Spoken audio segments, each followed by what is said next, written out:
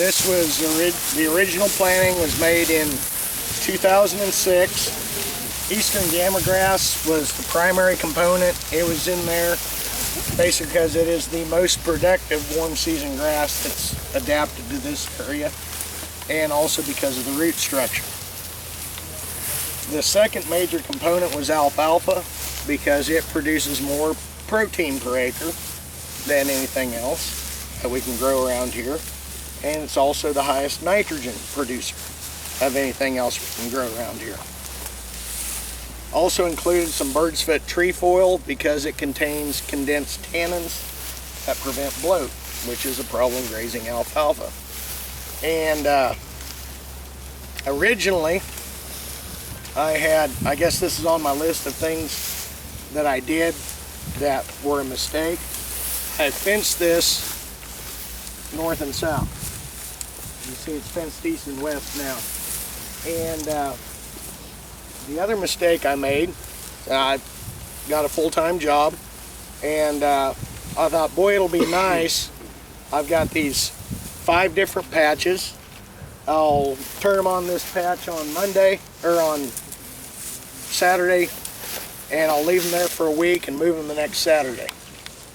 That's a disaster. Don't do that. If you're going to go to rotational grazing, move every day. And what happened was that the cows would come in here,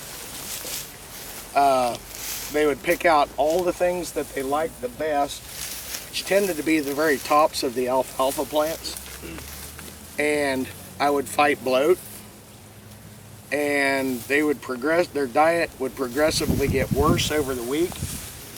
Saturday morning I'd show up, they were mad as hell, and they were wanting moved. And then I'd turn them out there, and they would just eat up. They're like us. You know, when they're in a hurry, they get through the drive-through and eat stuff that's not good for them. And they ate nothing but the tops of alfalfa because it's the easiest, most convenient to get. So I'd fight bloat every Saturday, and cattle performance was not good. The weaning weights dropped 100 pounds when I went to rotational grazing. I went and listened to Jim Garish. He's talked about moving daily. I said, well, that'll be a stretch because, you know, I got a full-time job. All I did was use poly wires, poly reels and poly wire. It takes 10 minutes a day. Now the cattle are content. They're not screaming at me like ordinarily would be. The diet is consistent from day to day, and my productivity jumped up about 40%. Like that. You think, why is that? Well, when I had this, say 4 patches, and I give it a graze a week and rest for 3, I had 21 days rest. When I subdivided each of those 4 patches, so I've got 28 patches now, I just using the poly reels to subdivide it. Now those cattle go into something that's had 27 days of rest. Instead of being a pre-bloom, it's a full bloom. I've essentially doubled my yield just by that extra week of rest. I also had a lot less bloat problems. Diet stayed consistent. And whenever you turn cattle into a patch of grass, and it doesn't matter if it's a mile section or a 1 acre patch, the first thing they do is they run the perimeter, because there's got to be something better over there than here. And what they do in that process, they stomp everything down. And then after they eat their fill, they're going to look around and say, where's the softest place I can lay down? Hey, this nice tall grass over here. That's where they lay down, and as soon as they stand up, what do? Yeah, you said it. Are they going to eat that? No, they've just ruined the best patch of grass in the place.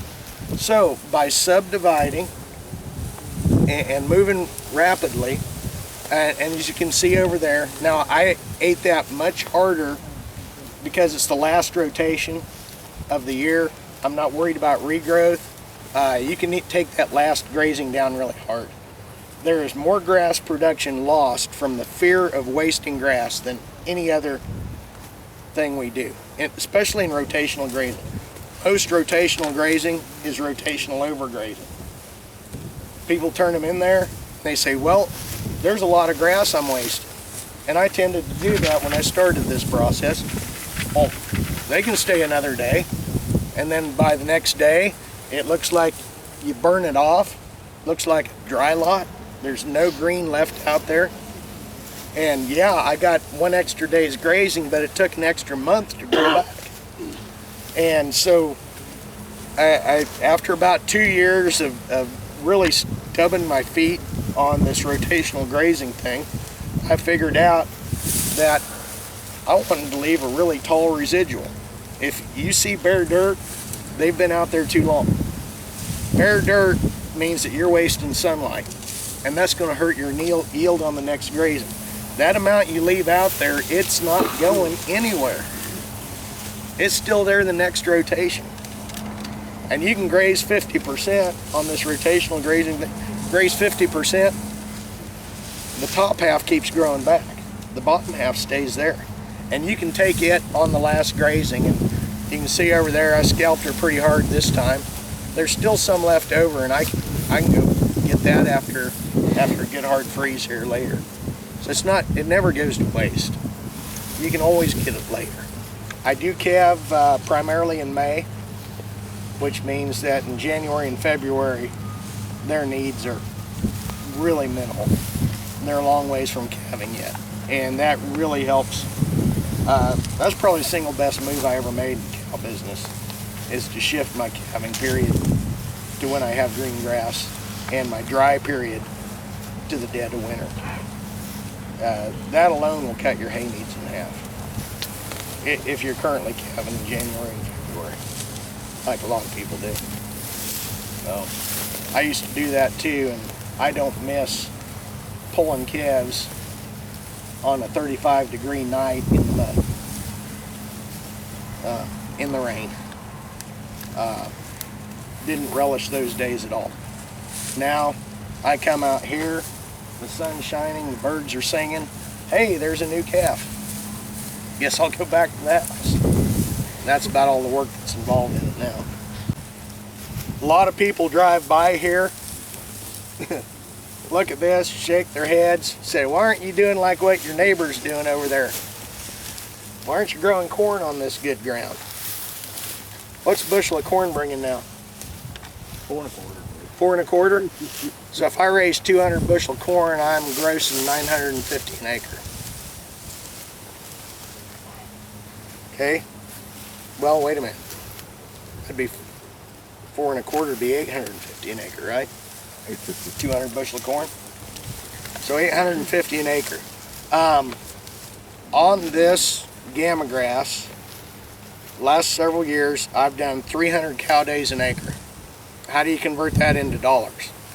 What's 365 cow days? That's a year.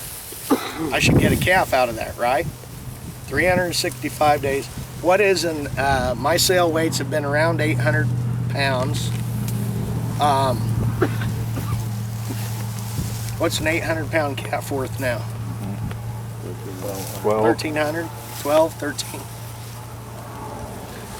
300 cow days is 84% of a cow year. So 84% of 1,200 is about $1,000 an acre gross revenue. I don't own a combine, and I don't have to buy fertilizer.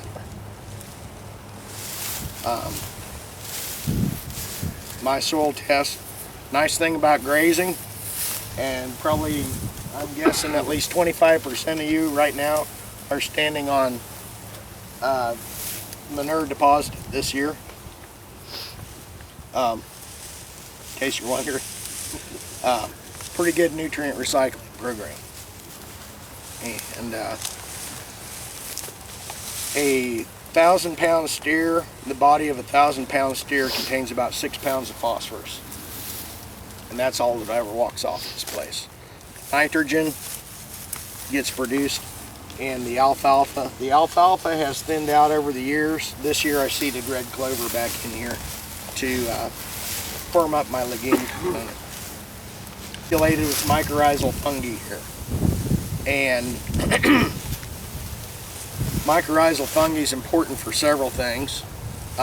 They were a natural component of prairie ecosystems. They colonize the roots. The fungal filaments go out, help take up water and nutrients. Phosphorus in particular, so it makes it more drought tolerant. It also, those filaments will actually branch from a grass root to a legume root and provide a means of transfer of nitrogen from the legume to the grass. And that doesn't occur in the absence of mycorrhizal fungi. You have to wait till the legume dies and rots to fertilize the grass. With mycorrhizae, that occurs within a few weeks rather than a year or two. Third thing, mycorrhizal fungi produce a compound called glomalin that is similar to humic acid, fulvic acid. It's a very long-term, stable form of organic matter that gives you long-term soil structure benefit. And that's one of my goals, was long-term soil structure benefit, and not soil structure that humic acid, fulvic acid, the other components of organic matter will break down within a year or two. The glomalin can last, its half-life is 40 years. So it can give you long-term, even when this gets rotated back out to annuals, it'll still be here for several years after it's terminated. And as much as I really don't want to get back in the corn business, it's just driving me nuts wondering what kind of corn I could raise on this soil now. That's kind of the ultimate measure of soil productivity. How much corn can you raise? I'd like to find out. But it's kind of like finding out, you know, I wonder how many eggs there are inside that goose. So, kind of stop the egg production.